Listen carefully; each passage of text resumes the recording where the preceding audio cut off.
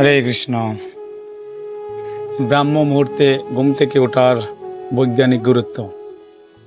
ব্রাহ্ম মুহূর্তে স্থানের গুরুত্ব। ব্রাহ্ম মুহূর্ত কি? সূর্য উদয়ের 1.5 ঘন্টা পূর্বে প্রাতকালকে বলা হয় ব্রাহ্ম মুহূর্ত। এই ব্রাহ্ম মুহূর্তে পারমার্থিক কার্যকলাপের অনুষ্ঠান করার নির্দেশ দেওয়া হয়েছে। প্রাতকালে আধ্যাত্মিক কার্যকলাপ অনুষ্ঠানের ফল দিনের অন্য যে কোনো সময়ে অনুষ্ঠিত পারমার্থিক কার্যকলাপের ফল থেকে অনেক বেশি। শ্রীমদ্ ভাগবত 3:20-46। প্রাতকালের 1 ঘন্টা দিনের বেলার 5 ঘন্টার সমান। এই যুগে বৈদিক প্রথা অনুযায়ী প্রত্যেকের সূর্যোদয়ের 1.5 ঘন্টা পূর্বে শয্যা ত্যাগ করা উচিত। এই সময়টিকে বলা হয় ব্রাহ্ম মুহূর্ত। এই সময় যদি কেউ 1 ঘন্টা অধ্যয়ন করে তাহলে তার দিনের বেলায় 5 ঘন্টার সমান। এটি খুবই সুবিধাজনক। কিন্তু জাগতিক মানুষগুলো অত্যন্ত অলস। তারা মনে করে থাকে যে যদি আমি সকাল 10টা পর্যন্ত ঘুমাতে পারি তাহলে সেটা খুবই ভালো কাজ। ছিল প্রভুপাদ প্রবচন শ্রীমদ্ ভাগবত। ব্রাহ্ম মুহূর্তে শয্যা ত্যাগ করার সুবিধাসমূহ। শাস্ত্রের সিদ্ধান্ত অনুযায়ী সূর্যোদয়ের 72 মিনিট পূর্বে শয্যা ত্যাগ করার উপযুক্ত সময়। এই সময়টিকেই হরে কৃষ্ণ মহামন্ত্র জপ করার জন্য সর্বোৎকৃষ্ট। মনোস্মৃতি মতে প্রাতকালের নিদ্রা সমস্ত প্রকার আধ্যাত্মিক যশ এবং পুণ্যকর্মকে বিনষ্ট করে। আয়ুর্বেদীয় ভেষজসার 63 মতে যে ব্যক্তি ব্রাহ্ম মুহূর্তে শয্যা ত্যাগ করেন তিনি যশ, শ্রী, সুস্বাস্থ্য, দীর্ঘায়ু ইত্যাদি প্রাপ্ত হন। তাহার তনুপদ্মের ন্যায় সুশ্রী হয়ে ওঠে। গর্ভাবস্থা থেকে প্রসবকালীন পর্যন্ত নির্দিষ্ট সময়ের সাথে ব্রাহ্ম মুহূর্তকে তুলনা করা হয়। অর্থাৎ মাতৃগর্ভে থাকা অবস্থা যত প্রকার শারীরিক এবং মানসিক অশুভ প্রভাব আমরা লাভ করি সে সমস্ত কিছু থেকে উত্তরণে প্রত্যহ ব্রাহ্ম মুহূর্ত আমাদের সহায়তা করে থাকে।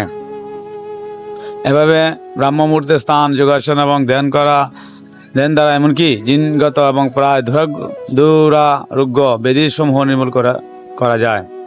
ব্রাহ্ম মুহূর্তে দেবতারা পৃথিবীকে আবর্তন করে। তাই দেবতাদের দৈব গুণ এবং আশীর্বাদ প্রাপ্তির লক্ষ্যে আমাদের অবশ্যই ব্রাহ্ম মুহূর্তে শয্যা ত্যাগ করা উচিত। ব্রাহ্ম মুহূর্তে স্থান সমাপন অত্যন্ত মঙ্গলজনক। স্থানকালে কেউ যদি পরমাত্মা ধ্যান করে তাহলে তা ব্রহ্মস্থান রূপে অভিহিত হয়, এবং স্থানকালে কেউ যদি দৈব নদীসমূহের কল্পনা করে তাহলে তা দেবস্থান রূপে অভিহিত হয়।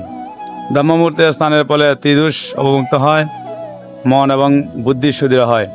ব্রাহ্ম মুহূর্তে তমগুণ প্রচ্ছন্ন থাকে। এই সময় মন এবং বুদ্ধি সক্রিয় থাকে। তাই যে কেউ খুব সহজে দ্রুত পারমার্থিক ক্রিয়াকলাপ নিমগ্ন হতে পারে। এছাড়া যে কারোরই যে কোনো কিছু আত্মস্থ করার সক্ষমতা দৃঢ় হয়।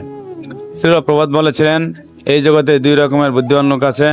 এক ধরনের বুদ্ধিমান লোক ইন্দ্রিয় ভোগতৃপ্তির উদ্দেশ্যে বৈশ্বিক ব্যাপারে খুব উন্নতি লাভ করে, আর অন্য ধরনের বুদ্ধিমানরা আত্মানুসন্ধানী এবং আত্মতত্ত্বজ্ঞান লাভের চেষ্টায় সদা জাগ্রত।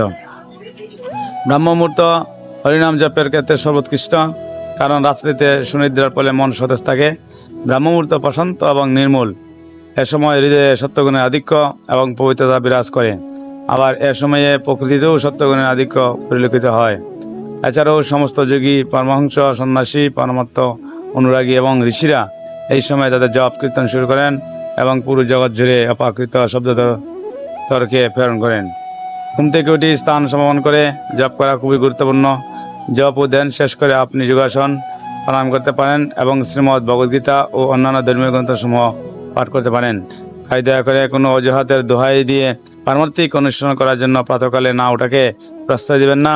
ব্রাহ্ম মুহূর্তকে মনুষ্য জাতির জন্য এক অনুপম উপহার ভেবে এর পূর্ণ সদ্ব্যবহার করুন। হরে কৃষ্ণ।